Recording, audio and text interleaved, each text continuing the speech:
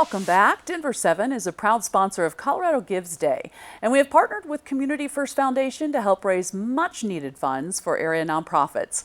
One of the many deserving nonprofits is Paws for Veterans. That helps connect veterans with dogs from kill shelters for companionship and support. And joining us now is Sarah Warwick, co-founder of Paws for Veterans. And I'm so glad you're here, Sarah. Let's just start off by really just telling us about your nonprofit and what it does. Well, thank you for having us today.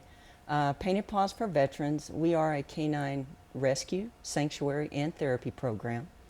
As you stated, our primary mission is to rescue dogs from kill shelters and connect them with veterans and their family members, especially those with PTSD, for companionship and emotional support. We also have a Canine Sanctuary and a therapy visitation program. Talk a little bit more about that, the sanctuary and the therapy program. Well, I admit that's kind of my favorite part. We specifically go out and we rescue dogs that are not looking for a second chance, but maybe a lifetime chance. We love our seniors, our disabled dogs, and even some of those rowdy juveniles that have behavioral problems. We bring them to the ranch, we get them medically healthy, and we rehab them into therapy dogs so that we can do visitations to assisted living and memory centers along the Front Range. Oh, that's nice. Everyone deserves a chance, right? Yes. I know COVID has impacted so many different people, businesses, businesses alike. Talk about how it's affected you guys. You know, like everyone, it has impacted us in pretty much every possible way. The big one, of course, is finances. All of our fundraising events for 2020 were canceled. So we took a big hit financially and had to really step up looking for other resources to fund our programs. Our volunteers lost their hours going out and representing our program and also working with dogs on the ranch so that we could comply with health regulations and keep everybody safe. Lastly, we say that our dogs suffered the same fate as a lot of people. They got laid off this year. And a lot of them didn't really understand why they couldn't get in the car and go for a ride and visit people. Yeah, it's amazing the impact that this has had on animals as well. It is one of those things that you think of. You know, the Community First Foundation, along with First Bank, they've put together this $1 million incentive fund, right? This thing is huge. Can you just describe a little bit about what it would mean to you guys if you could get a part of that? You know, it's an amazing opportunity.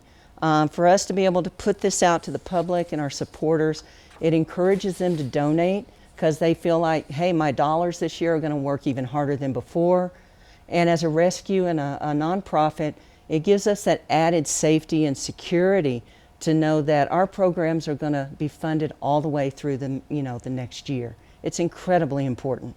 Well, to add on that, I mean, there's people at home watching this right now. Is there anything that you would like them to know about your organization that maybe they don't know or would not know otherwise? You know, mainly for us, it's that people realize how many things we do. Besides rescue, we have our sanctuary, our therapy program, excuse me, but we have other smaller programs that we try to maintain throughout the year if we have the resources for it. We have a volunteer that goes out and tries to connect with homeless veterans that have animals. For many of these veterans, their companion dog or cat is their lifeline to reality. And the last thing we want is for them to have to give those animals up because they can't afford to feed them. So we provide, pet food in any possible way that we can. Can you describe a little bit why you believe that Colorado Gives Day is just so important? You know, the Colorado Gives, the whole organization, foundation, they're so important. They're a public platform for us, a public face for our nonprofit. It gives us an opportunity to reach a much wider base of supporters. So we can get our message out about what we offer. I know there's probably a lot of nonprofits that people wouldn't even know exist without Colorado Gives.